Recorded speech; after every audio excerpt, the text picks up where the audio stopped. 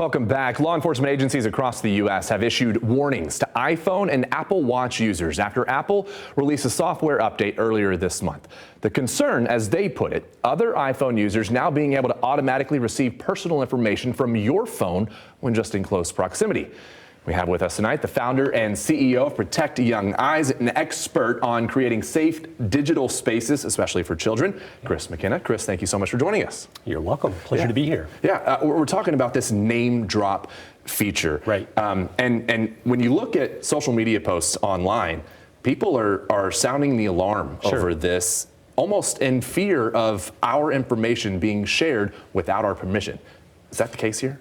Well, that's a good fear or a concern to have as a parent, right? We don't want our children sharing tons of personal information with people around them. So anytime a feature turned on by default on a phone that your child has is present, it's something that's going to cause you to want to know a little bit more about it. But in this case, I think there are many other things on an iPhone that a parent should be concerned about. Sure, this is something to know and to be informed about, but I'm not sure that it's the number one thing parents should be thinking about right now. The feature most concerning law enforcement, again, it's called Name Drop. The feature allows users to share contact information and photos to another iPhone or Apple Watch by holding the phones close together.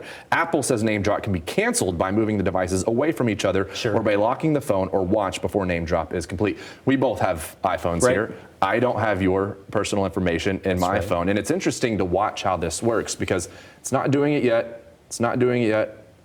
And then when we touch, it's still not even doing it here. But there it goes. Yep. But if you pull it away, then it just shows right here my information. That's right. It's not showing me your information. You have to approve it. That's right. It didn't complete the transaction. In other words, we both have to be pretty committed to this holding of our phones next to each other for a few seconds. It's not just an instant thing. And like I said, there are other features. AirDrop, for example, which is where this lives inside of a phone, is a feature that's been present on iPhones for years. That should be a feature that parents are concerned about and talking about, maybe more than even this one. Got it. And we have the ways to turn this off in an article on our website, so I encourage you to go there, check this out if you've heard about this. There are other things. You're an expert in creating safe digital spaces for our children. What are some other things that are on your radar right now that parents maybe should be a little bit more concerned about it or have a higher priority? Right. So iPhones have a great filter. It comes right with the device. You don't have to buy software or anything. It comes with it, limited adult websites, right? If you have a child who's using an iPhone, this would be a check that I would want in the content and privacy restrictions on every single phone used by a minor. There are controls that parents can put around the App Store and certain apps that are downloaded. When you look at the millions of applications that are in the Apple App Store and all the ways that those can be used for good but also can harm kids, controlling the App Store, controlling what apps your kids have access to and can download, these are all things that I would put on that list of, let's get those things right. Let's shut down the phone at night. Let's keep phones out of schools, right? There's a list of things that I want controlled on an iPhone that have the potential to do so much more harm to a child.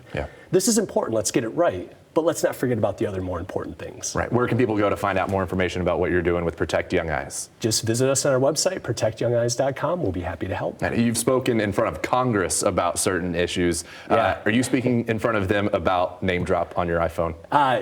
It might not make the list. Right, okay. It might not. All right. Well, Chris, we appreciate your time. CEO, founder of Protect Young Eyes, we appreciate your time tonight. Thank you so much. Thanks, Josh. Yeah.